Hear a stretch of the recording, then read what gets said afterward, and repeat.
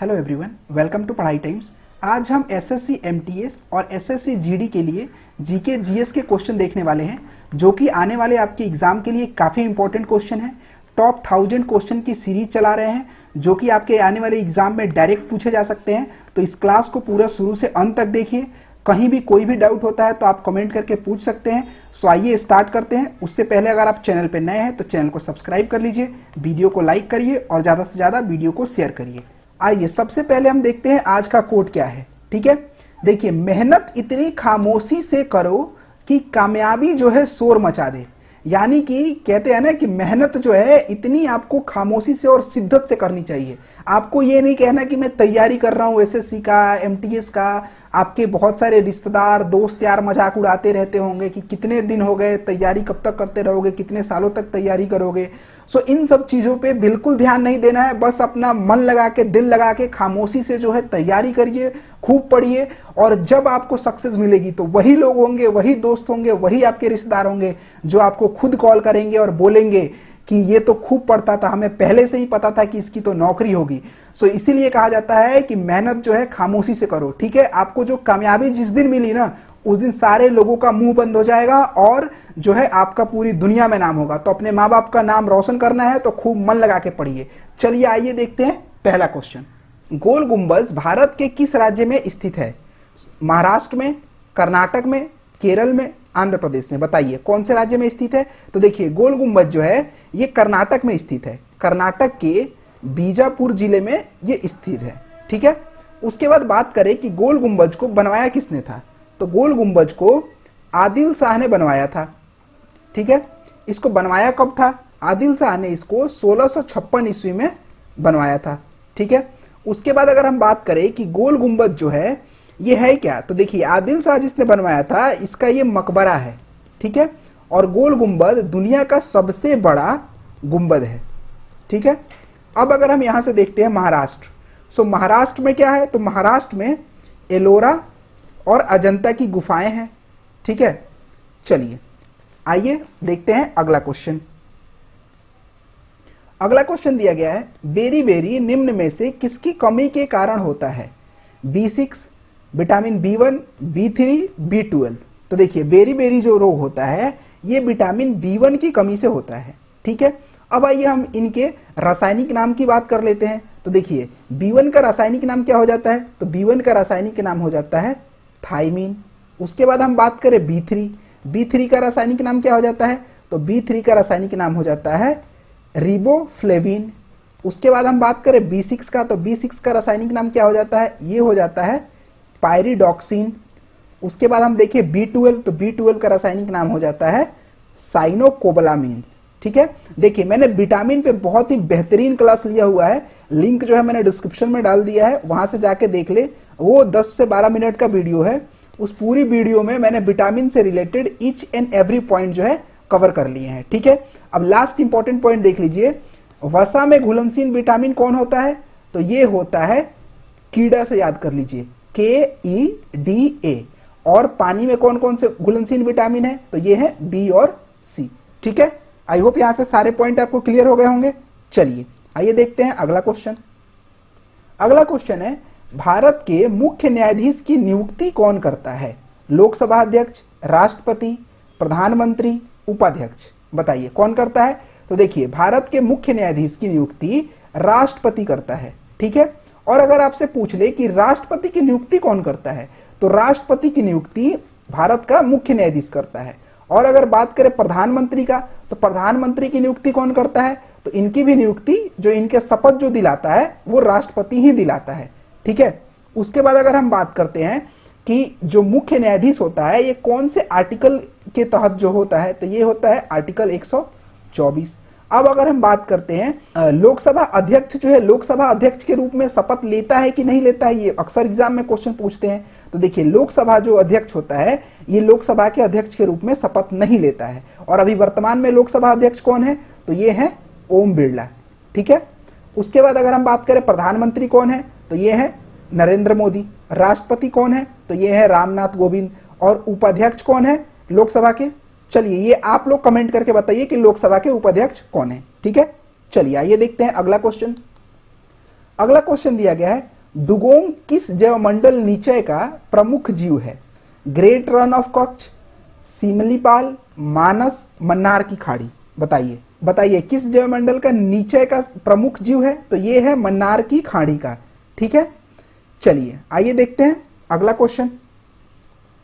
अगला क्वेश्चन दिया गया है, भारतीय राष्ट्रीय कांग्रेस के 19वें सत्र के अध्यक्ष कौन थे?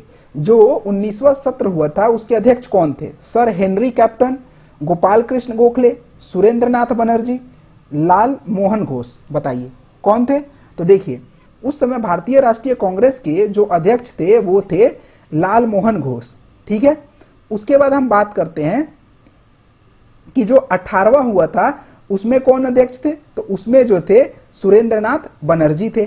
और 20वां जो हुआ था उसमें सर हेनरी कॉटन थे। और जो 21वां हुआ था ये हुआ था 1905 में। कहाँ पे हुआ था? ये हुआ था बनारस में। और उस समय कौन थे? गोपाल कृष्ण गोखले थे। और उसके बाद देखिए कांग्रेस का स्थापना कब हुआ था? तो कांग्रेस की स्थापना जो हुई थी ये हुई थी 1885 में। किया किसने था? तो ये ओयम हुम ने किया था। ठीक है, उसके बाद अगर आपसे पूछते कि इसके सबसे पहले अध्यक्ष कौन थे? तो इसके सबसे पहले अध्यक्ष जो थे वो थे WC बनर्जी। ठीक है, उसके बाद हम बात करें कि अगर आपसे पूछ दे कि सबसे पहले मुस्लिम अध्यक्ष कौन था?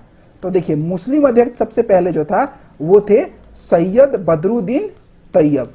ठीक है, और ब्रिटिश अध्यक्ष कौन थे यानी कि अंग्रेज जो पहला अध्यक्ष कौन था? तो वो था जॉर्ज यूल। ठीक है, उसके बाद अगर आपसे पूछ दे कि प्रथम जो है महिला अध्यक्ष कौन बनी? तो प्रथम महिला अध्यक्ष बनी थी एनी बेसेंट। ठीक है, उसके बाद अगर आपसे पूछ दे कि प्रथम भारतीय महिला अध्यक्ष कौन बनी थी? तो ये कौन बनी थी? ये बनी थी सरोजनी नायडू। कब बनी थी? ये 1925 के कानपुर अधिनिवेशन में बनी थी। यहां से मैंने सारे जितने भी इंपॉर्टेंट पॉइंट थे वो कवर कर लिए। ठीक है, कोई डाउट? चलिए आइए देखते हैं अगला क्वेश्चन। अगला क्वेश्चन है, द साइलेंट क्राई के लेखक कौन है? Michael Madhusudan Dutt, Haruki Murakami, Kenzaburo Oe, John Milton. बताइए द साइलेंट क्राई के लेखक कौन है? तो देखिए द साइलेंट क्राई के जो लेखक हैं ये है केंजबुर ओई।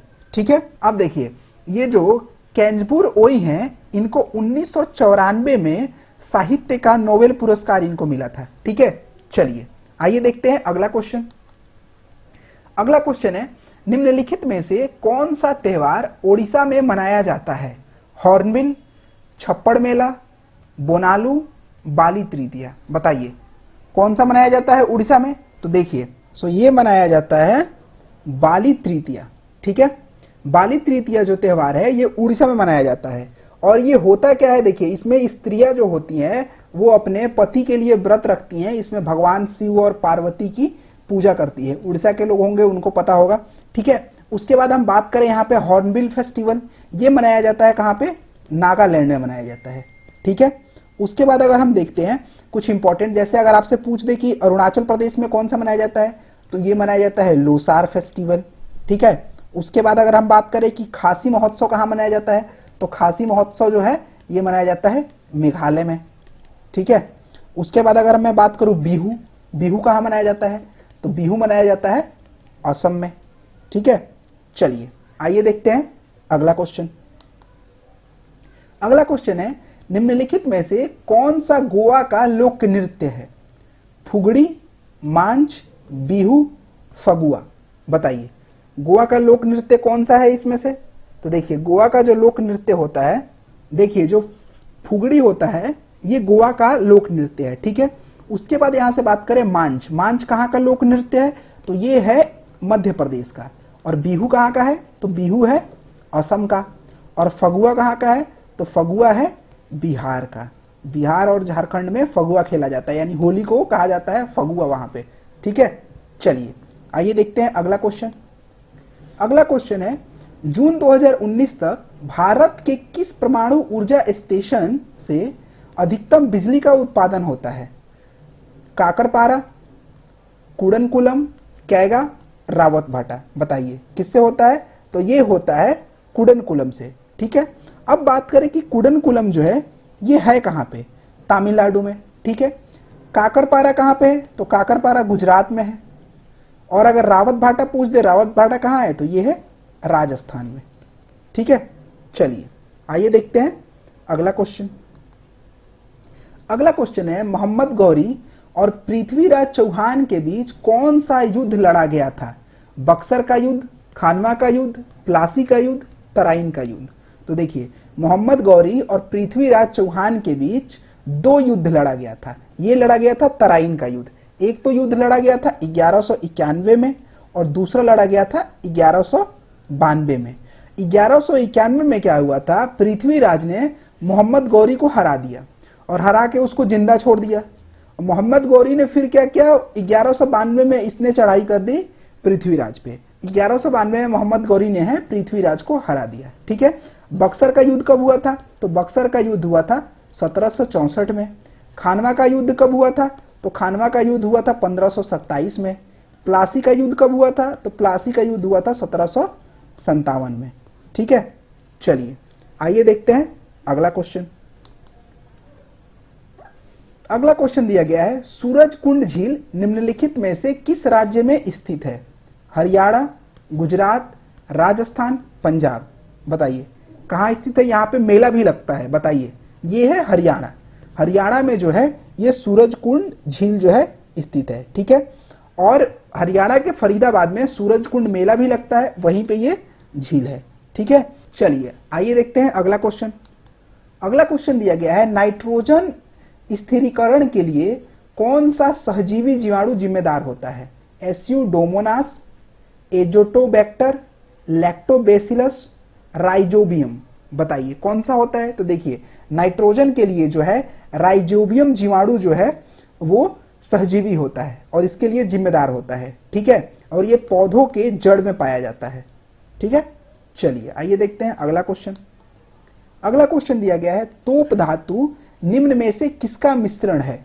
यहां पे आपको बताना है तांबा, जस्ता और सीसा का मिश्रण है। इनमें से कौन सा मिश्रण है? बताइए। तो देखिए, जो तोप धातु होता है ये तांबा, टीन और जस्ता का मिश्रण होता है।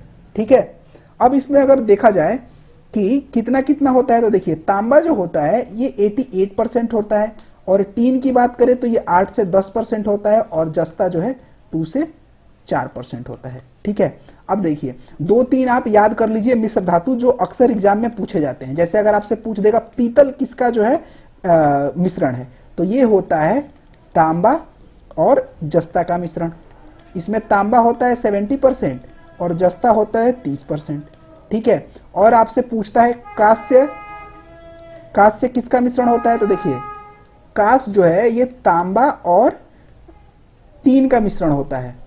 तांबा और जस्ता का मिश्रण पीतल होता है और कांस्य में जो होता है तांबा और टीन का मिश्रण होता है। ठीक है, चलिए आइए देखते हैं अगला क्वेश्चन। अगला क्वेश्चन दिया गया है, निम्नलिखित में से कौन सा विश्व का सबसे बड़ा क्रिकेट स्टेडियम है 2019 तक? ठीक है, Melbourne cricket ground stadium, Eden Garden, Perth stadium, Lord's cricket stadium. तो देखिए 2019 तक जो है मेलबर्न क्रिकेट ग्राउंड स्टेडियम जो है ये विश्व का सबसे बड़ा जो है ये स्टेडियम है। ठीक है, और ये है कहाँ पे? मेलबर्न, तो ये है ऑस्ट्रेलिया में। पर्थ जो है ये भी ऑस्ट्रेलिया में है। और द लाइट्स क्रिकेट स्टेडियम ये कहाँ पे है? ये है यूके, लंदन में है। और ईडन गार्डन कहाँ पे है? तो ईडन गार्डन है इंडिया में। कहाँ पे? कोलकाता में। ठीक है, और देखिए, और अगर वर्तमान में अगर आपसे पूछ दे कि वर्तमान में कौन है, तो वर्तमान में मोटेरा स्टेडियम है जिसे सरदार पटेल स्टेडियम भी कहा जाता है। ये अभी दुनिया का सबसे बड़ा जो है क्रिकेट स्टेडियम है। यह है कहाँ पे? इंडिया में है। ठीक है, चलिए आइए देखते हैं अगला क्वेश्चन। अगला क्वेश्चन है, निम्नलिखित में से कौन से कोशिका अंगों को आत्मघाती थैली के रूप में जाना जाता है? गोल्गी उपकरण, लाइसोसोम, अंतःप्रदवी जालिका, सूत्रकर्णिका। बताइए किसको जाना जाता है? तो लाइसोसोम को जो है आत्मघाती थैली के रूप में जाना जाता है। ठीक है, अगला क्वेश्चन दिया गया है, भारत में कम्युनिस्ट पार्टी का गठन किस वर्ष हुआ? 1927, 1925, 1930, 1922। बताइए किस वर्ष में हुआ है भारत में कम्युनिस्ट पार्टी का गठन? तो देखिए भारत में कम्युनिस्ट पार्टी का गठन जो है ये 1925 में हुआ है। ठीक है, और इसका गठन जो हुआ था, देखिए इसका गठन जो हुआ था ये हुआ था 1920 में। कहाँ पे? ताशकंद में हुआ था। ठीक है, एम.एन. रॉय और अबानी मुखर्जी थे उस टाइम पे गठन करने के समय पे। लेकिन अगर आपसे पूछे कि भारत में कब हुआ था, तो भारत में कानपुर में जो है 1925 में जो है इसका गठन किया था, एम.एन. राय ने ही गठन किया था। ठीक है, चलिए आइए देखते हैं अगला क्वेश्चन। अगला क्वेश्चन है जीएसटी परिषद में कितने सदस्य हैं? 33, 35, 23, 25। बताइए जीएसटी परिषद में कितने सदस्य हैं? तो जीएसटी परिषद में 33 सदस्य होते हैं कुल। ठीक है, और देखिए जीएसटी जो है ये वर्ष 2017 में प्रस्तुत किया गया था। कब? 1 जुलाई 2017 को ये लागू किया गया था। ठीक है, इसमें 33 सदस्य होते हैं। इसमें 33 सदस्य होते हैं, जिनमें 2 सदस्य जो होते हैं वो सेंटर से होते हैं और 31 सदस्य क्या होते हैं? राज्य और केंद्र शासित प्रदेश से होते हैं। ठीक है, आई होप यहां से आपको सारे पॉइंट क्लियर हो गए होंगे। कोई भी डाउट होता है तो आप कमेंट करके पूछ सकते हैं। ठीक है, सो गाइज आज जो हमने किया ये हमने जीके के मोस्ट इंपॉर्टेंट क्वेश्चन देखे जो कि आपके एमटीएस और जीडी के एग्जाम के लिए काफी इंपॉर्टेंट है। ऐसे ही क्लास को देखते रहिए। आगे आपकी क्लास में जो है रीजनिंग, मैथ्स, इंग्लिश, हिंदी सारे जो है सब्जेक्ट जो है एक एक करके वीडियो आएंगे। आप लोग ध्यान लगा के पढ़ते रहिए। कोई भी डाउट होता है तो कमेंट करके पूछ सकते हैं, इंस्टाग्राम पे मैसेज कर सकते हैं। ठीक है, तब तक के लिए खुश रहिए, मुस्कुराते रहिए and see you in the next video.